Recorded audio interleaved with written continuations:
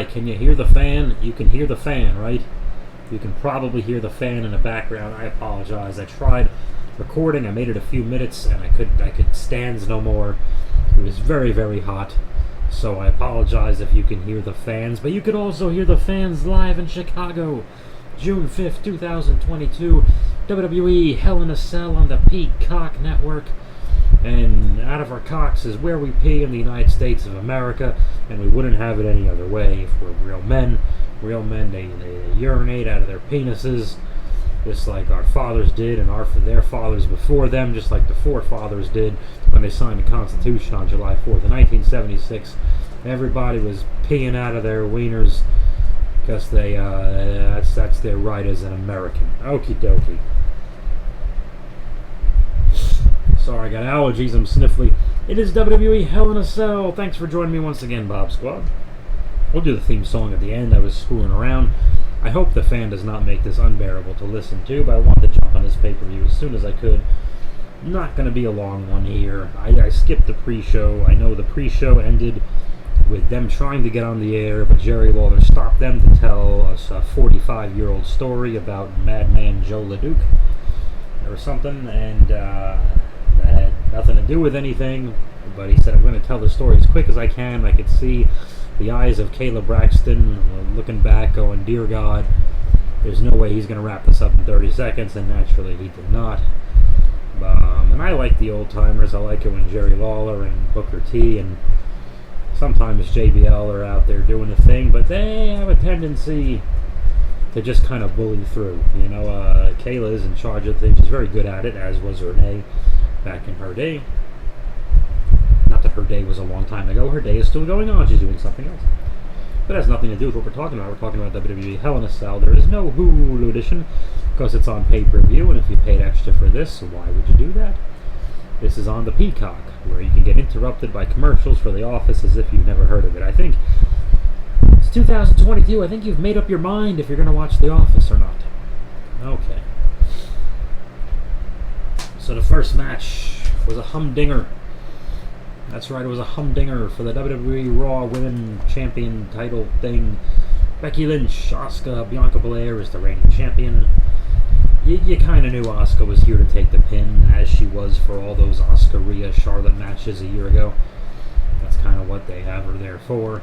She's someone to beat on the way there. And this was no exception. This was a very entertaining match. There were a few nitpicks where I thought, oh man, could you expose things? Could you make it phonier? A lot of standing on the turnbuckles, bouncing each other kind of stuff. No, it was a little much in places, but I got through it because the Chicago crowd really went nuts for Bianca. And anytime a live crowd is nice and loud, no matter what's going on a wrestling screen, it makes the show so much more fun to watch. And it helped this match, and this match deserved it. A lot of athleticism by Asuka and Bianca, and I just watched a few hours ago. Nothing really. No, that's the thing. No real spots stand out. Never forget the spots. I don't care about the spots. It was the drama, the story of Becky. It sucks in a three-way when there's one heel and two faces, but they did the best they could do with it. So Becky is what's driving this match. She is the one making everything happen. She is the one trying to duck and dodge and hit and run and play games and try to get each of the other two baby faces to take out the other one. It doesn't matter to Becky who she pins. Becky was great in this. Anything really stand out? I guess not. A few great things. Bianca is just so on point with everything she does. She does the handspring moonsault thing and lands on both Becky and Asuka like perfectly. It's really impressive. I loved one. I hate talking about specific spots. I really do, but there are some of those spots were so good. I would have bought any of these things as the finish. I mean, obviously we're gearing towards some kind of Bianca Becky gimmick match at SummerSlam. I guess that's my educated guess there. That's what it looks like. We haven't wrapped this up because a big win at WrestleMania is not enough to blow it off. Am I crazy? I might be crazy. Becky's got Bianca in the disarmor, and Bianca rolls through and does does the one-handed scissor lift thing to Becky, and tries to maneuver Becky from that into her finish, but of course it gets broken up. And at one point it looked like Bianca wanted to give Becky her finishing maneuver on the ring apron, is the hardest part of the ring. But of course she was not successful in doing that. And again, the live crowd is really into this. Eventually Becky does hit a finish on Asuka, and Bianca chucks Becky, as Becky had just done to Asuka previously, and Bianca gets the 1-2-3 on Asuka. Like we said, Asuka's there to take the pin. And they did have, and I thought this was smart, I like this, they had Becky dump out Bianca once or twice before with having Asuka beat. So this way Bianca just doesn't just do it to Becky because she's the babyface. She does it back to Becky. So that's an important detail, and they did it here. So I was happy to see that. It wasn't just the babyface. It's like, haha, I'm the babyface and I won kind of shitty. No. It's like, well, no, you were being shitty to me and I gave the shittiness back to you and I win. That's what you deserve. 1, 2, 3, raise my hand. So that's way better. So I enjoyed that. A couple of thumbs up for this. Thought it was very, very good. And then we get to Omos and MVP versus Bobby Lashley. Oh my god, this is number 4 of Bobby and Omos. I'll make a note here. Before this match, and I never heard this before, they had MVP, he was rapping. They called it a diss track several times on commentary, which is hilarious to hear WWE announcers say the words diss track. But this track was pretty good, LOL. MVP was, he was rapping about Bobby's old debuts on the old ECW on the Sci-Fi Network and all that stuff, up to present, and MVP was great. I thought it was good. It was well done. And then they have this match, and there wasn't much to talk about in this match. Omos is still a clumsy guy. I thought it was going long. Obviously, again, MVP's there to take the pin. It's kind of a... This could have happened on Raw, and honestly, this is one of those pay-per-view matches that if you put it on free TV, I think it would still be forgettable. Like, it still wouldn't mean anything. Sorry to say. Before this was a cage, so we went from cage to differently abled adults match. I apologize. I don't want to see a differently abled adults match. But I guess there was a backstage thing right before. Cedric Alexander has his feelings hurt by MVP, and Cedric runs out at some point in this mess, and I guess he tries to do something to the bad guys, but Omos clotheslined him over, and Cedric got stuck for a second. Almost had to give him the nudge, which I was surprised to see. I'm not sure what's going on there. Did Cedric just say he's human, as great as an athlete as he is? Did Omos hit him a little too low, and you can't get that momentum over? And Cedric's not tall. Shorter guys hate that bump, the backwards over the top rope. It's really hard. I don't know how tall Cedric is, but I don't think he's a tall man. Shorter guys do not like that one. A lot of them cheat and do like the twist halfway. Even Angle, who I think was not a short guy. I think he's gotten short over the years, unfortunately. But Angle used to do it that way all the time. And when you're new in wrestling school, that's a hard one. A lot of people don't like that motion. So I just want to make that point. Not the end of the world. Like, it was a botched. Shut up. No, it wasn't. Everything's fine. Match number 3. And I kind of dozed off at the beginning of this. Ezekiel wrestled Kevin Owens, and I woke up just in time. I fell asleep. Kevin Owens, I beat him 1, 2, 3. I don't know if it was the pop-up powerbomb or the stunner, but Owens beat him, and I don't know what that proves. I fell asleep again. And I woke up on the Judgment Day are having their 6-person mixed tag. Finn Balor, AJ Styles, Liv Morgan versus Edge, Damian Priest, Rhea Ripley, and I was flat out unconscious for all. I didn't even go in and out. I was gone. And I woke up again. My brain knows how to do this now. I woke up in time just to hear the ring announcer. I didn't even open my eyes. I just heard the announcers say Finn Balor took the spear from Edge and the bad guys won, which is kind of what I expected. No one's going to be beating those bad guys for a while, especially if Edge is wrestling.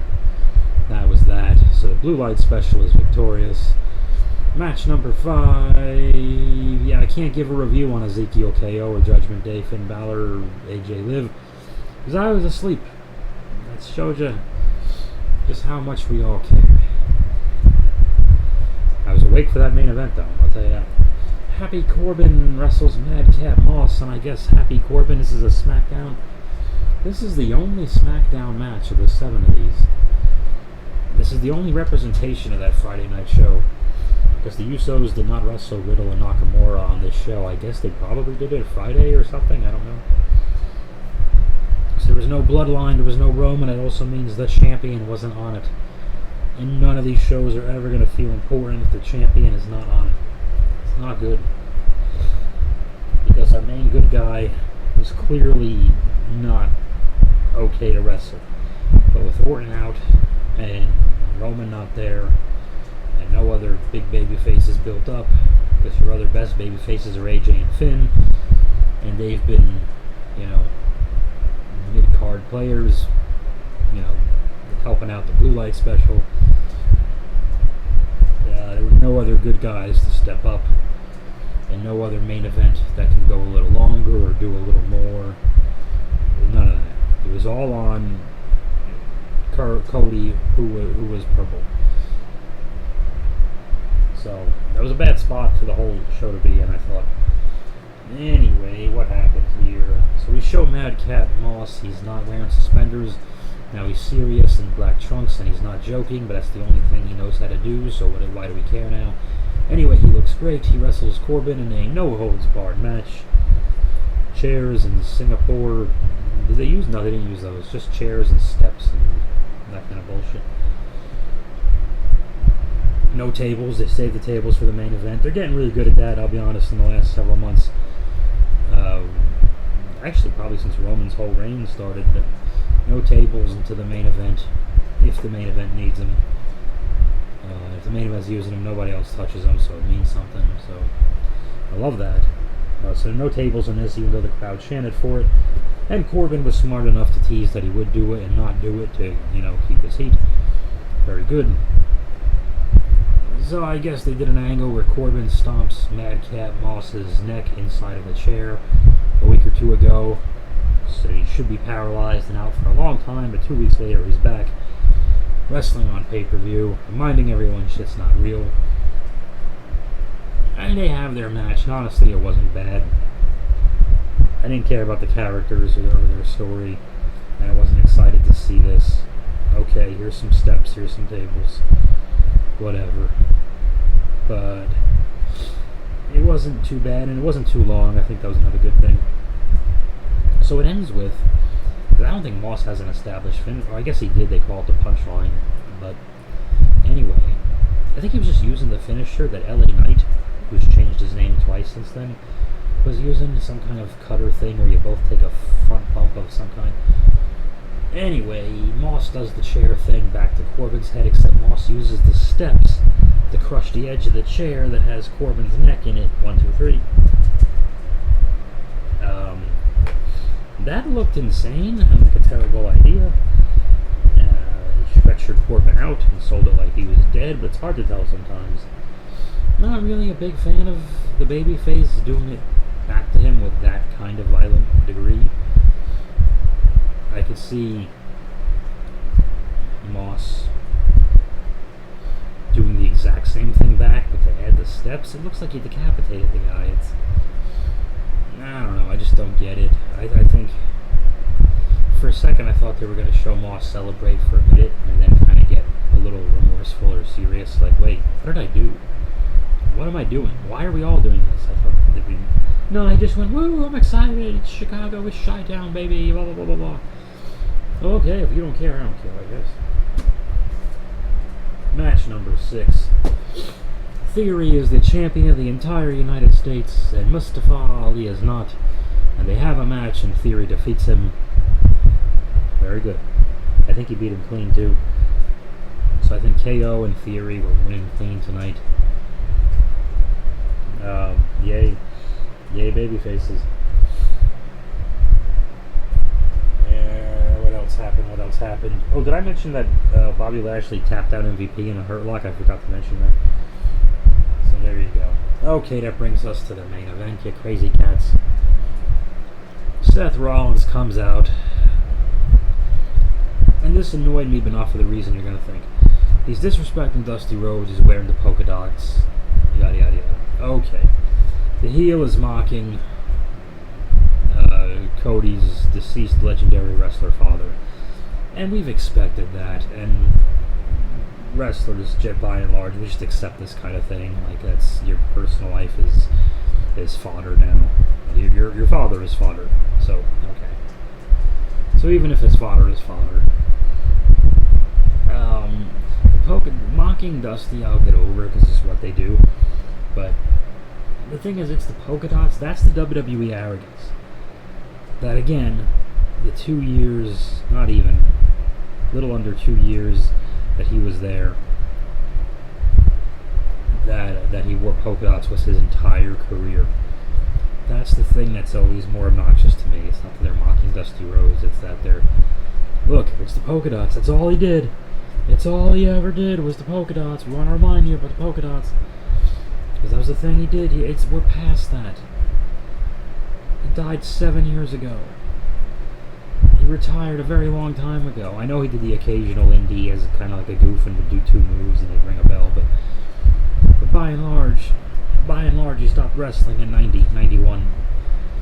91 Rumble was the WWE pay-per-view, oddly enough. And I know he did a couple of WCW pay-per-views in 92, 93, where he'd throw a few elbows, and that was by and large in the early 90s, Dusty Rhodes is done wrestling. And he had this whole long, great career. But polka dots, remember we know. Okay, it's a thing here.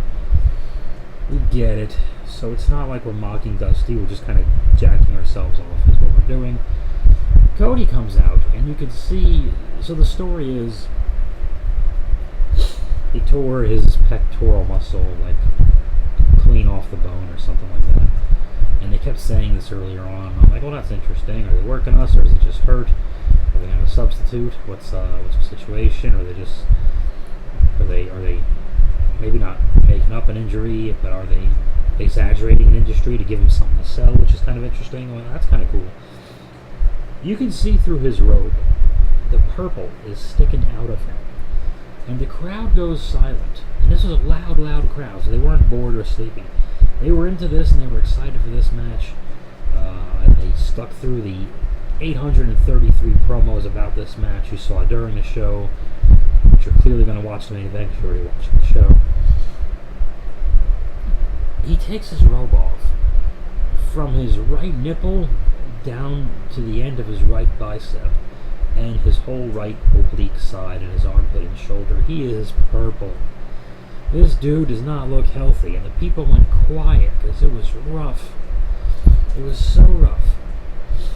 And I'm so impressed, not just with the pain this guy went through, but with Seth being there every step of the way, and Cody, who's right-handed, to my knowledge, throwing all these left-handed jabs early top, and of course they had to redo whatever their plan was for the match.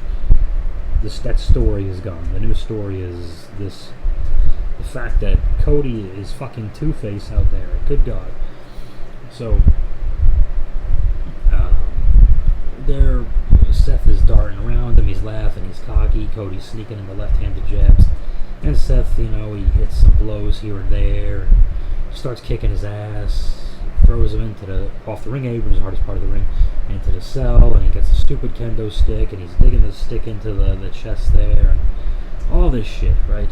And finally, he misses a frog splash through a table, which is the only thing that can kind of make sense, that Seth would just miss something really big, and he's going to have to actually sell it for a real long time, and Cody is going to have to use a combination of guts and smarts to get through this thing.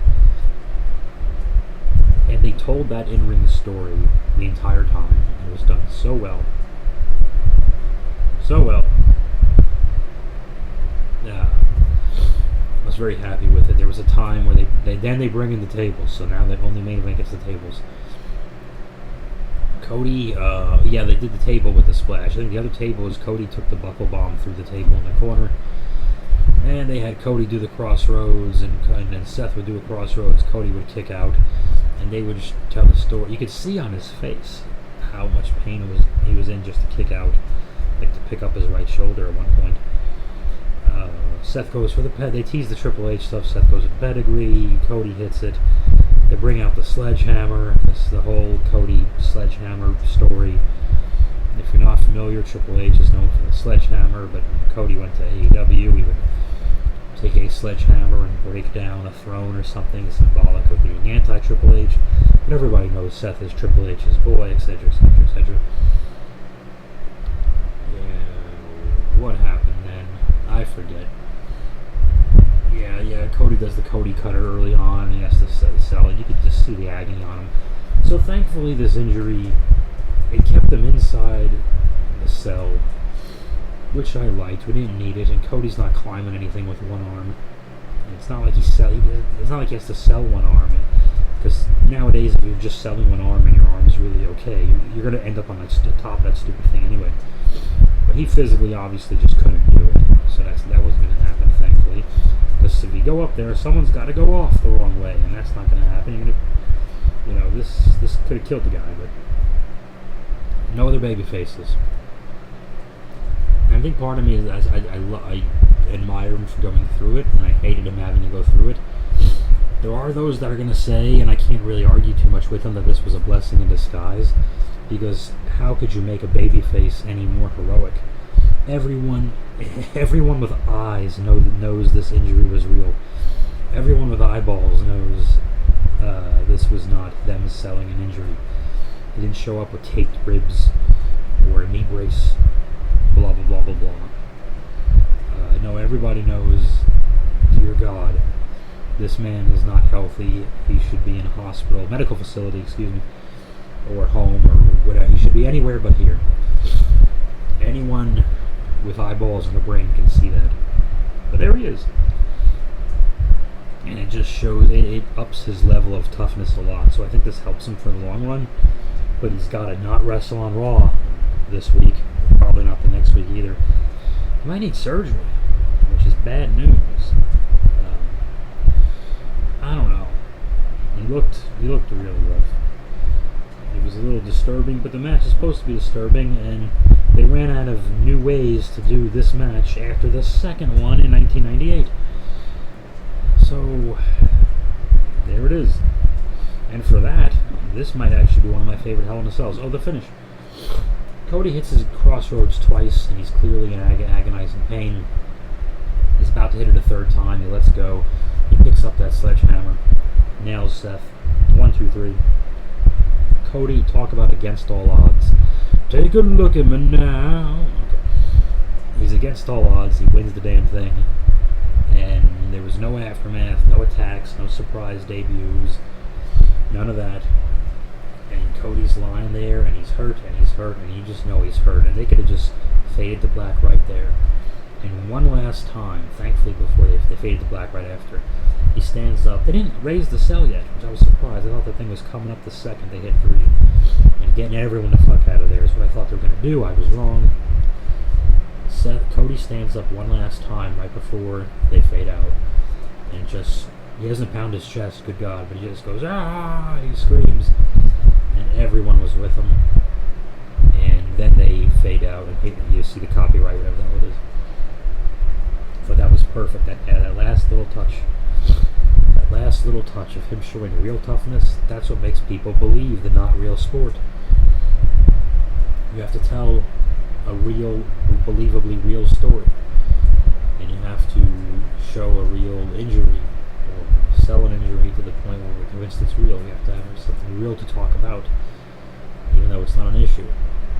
In real life, does Seth really disrespect Dusty Rhodes? Of course not. They all love Dusty, I'm sure. But we know Dusty Rhodes was a real guy, a real legendary wrestler. So it means something. But this was not a knee brace or taped ribs or a bunch of kinesio tape on his shoulder or any of that kind of stuff. This was this dude. This dude is the wrong color, and he's off by several shades. And I don't mean racially. If you're gonna make a lazy race joke, don't. I mean this dude is this motherfucker's Barney the dinosaur out there. We got a problem. Okay. So I hope Cody's healthy. I hope he heals. I thank all of you for joining me on the Hell in a Cell, hardest part of the ring. No other real business to talk about. You'll hear it when you hear it. Thanks, Bob Squad, for joining me once again on the hardest part of the ring. The hardest part of the ring. Ba-da-ba-da.